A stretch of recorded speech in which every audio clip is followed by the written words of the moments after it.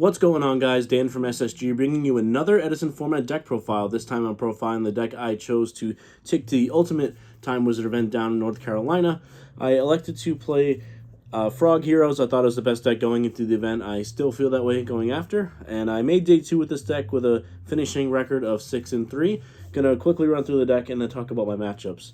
So we have the Frog Engine, of course, 3 copies of Substitute, 3 copies of Swap Frog, 2 copies of Treeborn, and 2 copies of Dupe. That is the entire engine for the frogs. Nothing too crazy going on there, just the standard. We go to 3 copies of Caius, of course, one of the best cards in the format. 2 copies of Ryza. A lot of people cutting this down to 1, but I like it at 2. I just wanted more threats in my deck. I felt a little bit threat light when I cut this down to 1. Same kind of goes for 2 copies of Junk Synchron. I thought Junk is just one of the best cards in the deck, and a lot of people going down to 1, which is totally understandable, but this card was a 3 of at one point in some frog list, and I elected to go 2 because it's an out of Fossil Dyna. It gains so much card advantage in the mirror match when there's not really anyone pressuring you. Very strong card, also really good against a combo like Lightsworn decks. You can easily have access to Catastor, play around Honest, so I'm a big fan of the 2 Junk Synchrons. Onto the hero package, of course, 1 Stratos, 1 Malicious Edge, 1 Prodigy, and 1 Ocean. I like this really small, concise package, and then a few ways to go and find Rhoda, because to go and find Stratos, because I just want the heroes to be as small as possible. I don't really want them to be interacting too crazily with the overall game plan. I do like my normal summons being Junk Synchron, Caius, and Ryza, which are more high impact, but the toolbox being able to search these off of Stratos is obviously very strong. No Alias, and it did come up a few times where I missed it. However, it really came up in post-board games, so I think if I were to go back and play this deck again at an event, I would go and sideboard the Alias, because in testing, the main board Alias was kind of cloggy, a lot of weird hands with 2 non-Stratos heroes with the Alias, and it's kind of what are we doing here? And with no access to Treeborn Frog or Stratos on turn 1, I felt like a lot of those hands were really cloggy and happened to have Alias in them. So if I went back, I would sideboard the Alias, but this consistent engine is just really awesome. Really strong toolbox for Stratos to go grab, and the Ocean being able to ditch for Swap Frog on turn 1 is just insane. It gives your deck so much velocity, so I do like the 4 of these. Onto the defensive hand traps, 2 copies of Battle Fader. A lot of people going up to 3, but I elected to play the 1 copy of Tragodia instead of the 3rd. Tragodia was just awesome. I mean, people cutting Trag. This card was great for me in testing and great for me in the tournament. So many free wins, especially with the additional copy of Ryza in my deck. Being able to just turn 1, dump a Treeborn into the Graveyard Swap. They attack you, you drop Trag, Reborn, sack for Ryza. Game's over. Just straight up over. They have to have Gores or the game's literally over. And I do like Tragodia as just an initial threat to layer your threats, being able to play with Tragodia and then main phase 2 a Caius if they come down with a Gorge or something like that. So really strong. Tragodia just baits out a lot of removal, makes your opponent have to deal with it, make a synchro play, which is generally really bad against Monarchs. So I do like that quite a bit. And of course we do have the 1 copy of Gores, which is, Gores is broken. Spell cards. We have 3 copies of Miracle Fusion, of course. I think this is just the best card in the format. It maybe Feature Fusion is the most broken card, or Brain Control or something, but this card is just insane. Summoning Absolute Zero for the cost of not even using a normal summon is just extremely powerful, and we should just be playing this card if you can. You have to have a really good reason not to, in my opinion. Maybe Black Whirlwind is that reason. Blackwings are a very strong deck, but I think Miracle Fusion is just insane, and Absolute Zero won so many games throughout the course of the weekend. We also have Rhoda and E-Call. Even with only 2 targets for these, Rhoda can grab Junk Synchron, so it's you're running 3 of those, but the E-Call only has 2 targets, which is Stratos and Ocean, and without the Alias, this card does become dead sometimes, and I even got costed a couple times by having this card dead in my hand, and that happens over the course of a 9-round event, but I wasn't really sweating it too much. I just want to see Stratos as early and often as possible, and I like this ratio, and I will continue to play this ratio. We have 1 Heavy Storm, very good, of course. Then we have one for one and one scapegoat. One for one's just busted. You kind of have to play it, especially in the hero version where you can gain card advantage off of Stratos on turn 1. Scapegoat, I kind of got fooled by this card a little bit because in testing it was just like unbelievably busted. I just kept opening like swap in this, and I think it's still a fine card. I think I would consider playing it again, but if I were to change a few things around, I would consider cutting the scapegoat, as it was very mediocre in some spots, and especially when you're behind, like it was kind of just walling like a worse Battle Fader or something like that. So really strong cards in general. These cards have very like high power level ceiling spikes in your deck, but I think I would definitely cut out the scapegoat if I were to replay it. One copy of Brain Control, just kind of the nuts, and in the same vein, one copy of Soul Exchange. I just wanted one in the main to just potentially get rid of like brick hands. I think it's especially since I have 5 Monarchs in my deck, I definitely want the one copy of Soul Exchange in the main. In Brain Control, didn't draw too much, but it was broken when I did. I played more trap cards than most people, just 5 of them total. We have 3 copies of Regeki Break, 1 copy of Wing Blast. I felt like Regeki Break was just better, unfortunately. I do like the synergy with Ryza that Wing Blast does, does really well with, but Regeki Break just solves a problem, and it's really important to get rid of like Vanity's Fiend and things like that in this post-board game. So these 4 really did it for me. And of course, it would not be an SSG deck profile without the 1 copy of Trap Dust Shoot. Now, this card, I really think that I was like really leading up to the event, I was going to side it. But over the course of a 9-round event, I thought it was correct to put this in the main deck and try and get free wins with it. Whenever you can open this card in a matchup where it's just extremely powerful, which is most matchups, it's not that great against Frog Hero, but it's still like a reasonable card. And in other matchups, it's just like completely backbreaking. And over the course of an event, if you can open this card even 2-3 games, and it spikes your winning percentage in those games, I think it's so worth it over the course of a 9-round tournament. So I liked it to put it into the main board where we can just hopefully spike it on people and just outskill them, of course, as you know, on this channel. Although I didn't do that too often. I think I only opened it once. On to the extra deck really quick. We are going to go into Armory Arm, Double Catastor. I love Double Catastor. I think it was really awesome. I made both of them multiple times. We have then a Armory Magical Android, which came up here and there. Goyo Guardian, Bryonic, of course. Ran the 1 copy of Flameville or Rayquaza. Didn't come up in tournament, but I think it's really good in the mirror match when things are kind of getting dicey. You need to try and kill them, and if they have a Treeborn Frog in play that you can just pierce over, it's really good. Plays around Gores. Card just gives you a little bit of reach in the mirror, and also just against random defense monsters. Like it does help you play around Gores. If you have like this and a Caius, you can like pierce something and attack lethal.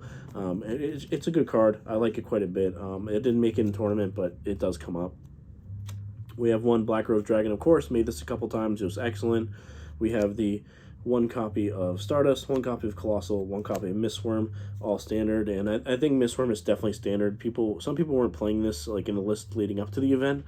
I saw a few of the decks in top did, but I think this card is just excellent. And when you can make it, it's backbreaking. So I do like to run it. Of course, 3 copies of Episode 0. Card's just absolutely broken. It's the best standalone threat in the format. And the fact that you don't need a normal summon it is just insane. It does require some setup, but overall it's just unbelievable. I love the card. It's really broken. I elected to play 1 copy of Gaia as well. No Super Polys in my sideboard, but I think Gaia is really strong. It can come up from time to time, and it just burns for a bunch of damage anyway. And without using your normal summon, Gaia plus like a Caius or Ryza can be game ending, so I do like it. On to the side. I think my side is pretty interesting and good, but I think it does need some work. Of course, I have 3 copies of Vanity's Fiend, just really strong in the mirror match, really strong against recruiter decks. This card was excellent the whole weekend. It was excellent against me the whole weekend.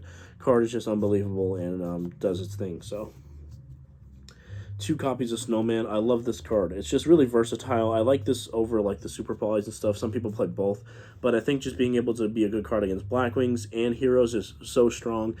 This card did really, really good work against Blackwings, and it's kind of like weird because you would think it's not great to set a monster in your Frog Monarch deck. You rather just like summon a Caius or whatever, but so many times like the game's really slow or they removed your Treeborn Frogs by DD Crow in the main board, in the sideboard of games. This card just comes in, slows everything down, gets a +1, can sack for Caius, really start getting things going. It's a water monster for Absolute 0. Very strong card, very good in the meta right now. And then I have an interesting package here of 2 copies of Dark Dust Spirit, 1 copy of Battle Fader. And so my plan, I wanted access to 2 Dark Dust Spirits post board, and I really wanted to play one of them in the main over the second Ryza, but I elected not to. I thought the Ryza was a little bit better pre-board. So I wanted this plan against any sort of the combo decks that were going to try and kill me out of nowhere and like just really punish like me for not having a board essentially. I wanted to put in the extra Battle Fader to have 5 defensive hand traps and then be able to punish big boards with the Dark Dust Spirit once they do push for game. Logic of this as well is like not playing DD Crow in the main, being able to just let the opponent do their combo. I find a lot of times DD Crow doesn't really interrupt that much against like very strong hands and like OTK potential.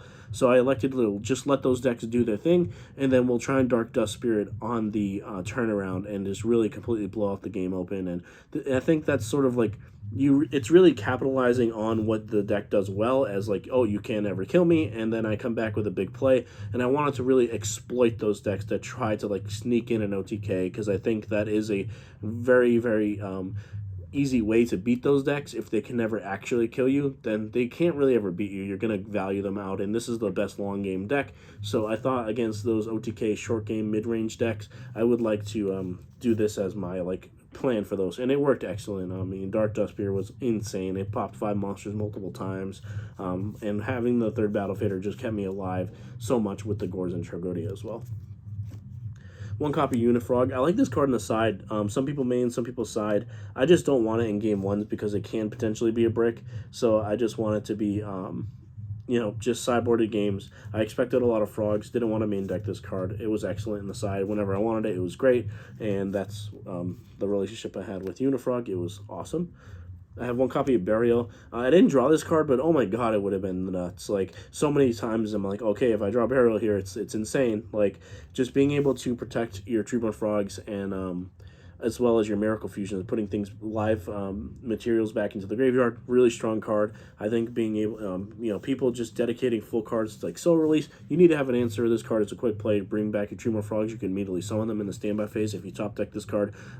Excellent. I was hoping to draw it the entire weekend, but I just didn't. In testing, it was awesome. It's been awesome. I always played in my Frog deck, so I do like the 1 Burial. I would play it again. 2nd copy of Soul Exchange. I wanted 2 copies post board against things like Falsadina and Vanity Fiend.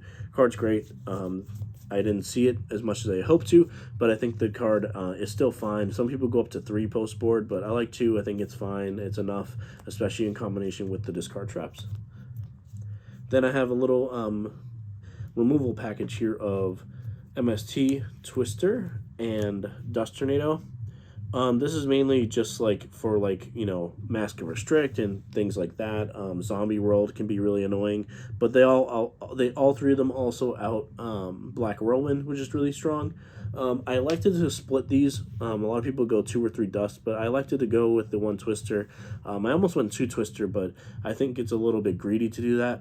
Twister's really good because you can it's an MST for the cards that actually matter. You can quick play it on the turn that you need to resolve your thing, which is really strong. And if you draw it into a Mask of Darkness, it's immediately live, whereas the Dust Tornado isn't, and you get that initial extra turn. And I think it's really important to have the answer on the turn where you need the answer, especially in a deck like Frog Monarchs. So I think being able to just like be a little bit more flexible in against the specific cards that you need is a little bit better than Dust Tornado. However, the stability of Dust Tornado just being a generically better card, I think is really important. So I didn't want to overload on the Twisters. I went 1, 1, and 1. Of course, MST being the nuts one.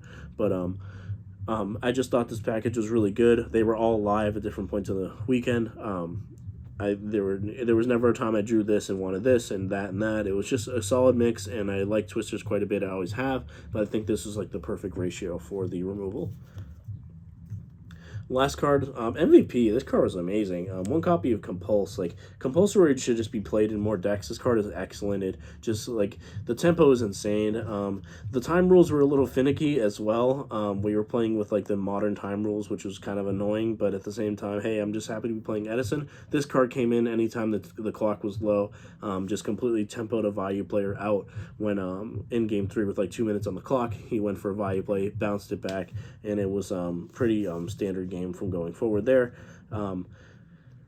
But I think being able to answer Absolute Zero for one card at instant speed is very strong. You just want to be able to do that. So that is sort of where we're at with Compulse. Now onto my matchups. They should be on the screen. I'm hoping to bring them up on the screen for you. But went 6-3. My first round, I lost a mirror match to Frog Heroes. Guy was a really good player, solid player, knew the deck a little bit better than I did, especially since I kind of switched my deck last minute from Diva Frogs to this. He had some tech for the mirror match. He had 2 copies of Gold Sark, which was awesome for him, basically having 5 Miracle Fusion in his deck. And especially, I didn't think to consider Gold Sark because it like you never die in this deck. So like the 2 turns doesn't really matter. He was just instantly searching cards like Miracle Fusion, and I'm sure he was searching heavy in other matchups as well. Very strong deck. He beat me and got the W there. So lost my first round. Not a great look, but I'm usually pretty good about bouncing back. Round 2, played against Frog Monarchs. Frog Monarchs with like, Testalos, Lad, Soul Exchange. Pretty easy matchup there. I was able to summon Absolute Zeros, have additional threats. We then go to Christia Sworn. Christia Sworn, awesome player. Taylor, it was a lot of fun playing them. And really scary. I mean, game 1 I got absolutely slaughtered by JD plus Christia. Game 2 I got like they had some really good tech in the sideboard as well. I'm trying to remember what that was, but anyway, like I think I resolved a big Dark Dust Spirit in the game 2 to like do a big turnaround, and then game 3 my deck did exactly what it was supposed to do, and I took it down. Played against a pretty cool old school zombie player in round 4. Very methodical, very strong zombie player. My deck was just favored, I think, in that matchup, just being able to Caius and Ryza multiple times against their monsters, and then running into cards like Deep Prison at a +1 value was very strong. Played around, there was a really specific turn where I kind of read that he had Return from a Different Dimension, played around it really well in game 1, and then was able to kind of take it down from there. Value Turbo in round 5. I took this one down as well. This was actually, I played against 10-foot, very good online player, just kind of like one of the best Value Turbo players in the world, pretty much. He's just kind of nuts. And I didn't realize it was him until the second day after I ran into him again and we talked for a bit. Really close games, really strong player. Like I could tell he was an online like champion. Like I could tell this guy was like played a lot of Edison format, and he's a really cool guy, really chill. And he got 2 decks, the 2 Value Turbo decks that went into top 8 were basically his build. Like I don't know if he like literally gave them the build or they just copied it, but like it was literally his build card for card. So he had one of the best. He probably had one of the best decks in the entire room, as well as being an excellent player. I was lucky to squeak that game out. It was 3 really close games. So then I go on to Black Wings. Black Wings just, it's a coin flip matchup. They're really good against you. You're really good against them in game 1. They're good in game 2 and 3. I ended up taking that down. There was a crucial misplay my opponent made where like they couldn't collude over my Absolute Zero that was at 35, and that was like a big point in the matchup. I think is something that my travel mates and my friends and I kind of like talked about was like being able to make it so that they have to have 2 colludes to your Absolute Zero before you actually committing and like going for the big Absolute Zero. That was something that came up and was really relevant in that game, and I'm glad I got to like take some of our technology and use it in the match there. And then last round of day 1, I played against Dark Plants. This is like the Dimensional Alchemist, like triple Mark of the Rose, Power Tool, Twilight Rose deck. Deck was really sweet. I thought I had an excellent matchup. When you summoned Tomato turn 1 and said nothing, I was like, oh my gosh, like, it's like we're 5-1 here, about to be 6-1 going into day 2. A lot of unfortunate things just happened. A lot of close spots. I think very strong player. First of all, his deck was really good, really well tuned. I didn't think that deck was as strong as it was, but he played it really well. Like I said, in game 1, it was just a complete slaughter. I think I dropped an Absolute Zero, Caius multiple times onto like normal summoned like tomatoes and stuff like that. Just really strong matchup. I felt was really good. Game 2, really, really tight game. We were both top decking. He like goes into Lone Fire Titanio. I draw Miracle Fusion off the top. I end up dropping it into play to protect myself. I'm at 49 life. He has like a live Mizuki in the graveyard. I elect to go with that. He top decks a Mark of the Rose, takes it, and kills me. And I was like, wow, yeah. I did actually consider not playing the Miracle Fusion to play around him having a take spell, but, which was like a sign that I was playing good at that point. I was like, oh wow, I actually found like a play that like could have been good. Decided to not go with it and got punished for it, but hey, it happens like that.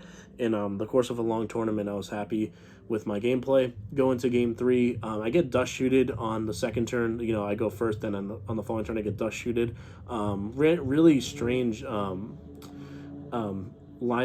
play here where like he halves my Vanity's Fiend down to 1200. I elect to protect it multiple times with discard traps instead of like a weird line where I bounce the Vanity's Fiend back to my hand with Swap Frog to try and set it up on the following turn. That ended up costing me a game, but I mean, it's such an unconventional play that I was surprised I found it. First of all, I thought it was an interesting line, but who knows, if I bounce it back, then he like goes and kills me or something. But eventually I lost to a Falstadon and a Kaiku coming down in subsequent turns, making a live Miracle Fusion dead, as well as Gore's Tragodia and Caius. So really strong hand going long, but he was able to shorten the game by having the correct answers to my deck, essentially, in the sideboard. Day 2, nothing crazy. 2 Blackwing matchups. I lost the first one, won the second one. Just standard. Blackwings is a good deck. You're going to coin flip against them. I think my record was literally a coin flip against them throughout the tournament. So not bad. 6-3. I was hoping to do a little bit better. Shout out to my boy Connor, of course. Unfortunately, ended up in 9th place, but he was the highest placing Blackwing player, and he didn't really have that much experience with the deck. He played it before, but he kind of audibled last minute 2 Blackwings and ended up with a really strong finish at 7-2. Not getting into the top 8, but really proud of him. We were battling alongside each other the whole time. And I think that's about it, guys. Let me know what you guys thought about the deck and or the tournament experience in the comment section below. The tournament was awesome. It was run pretty smoothly. Everyone was super nice. They were just happy there to be there playing Edison format, and as was I. Really strong players and really cool people all around. And that is about it, guys. So without further ado, this is Dan V from SSG signing out.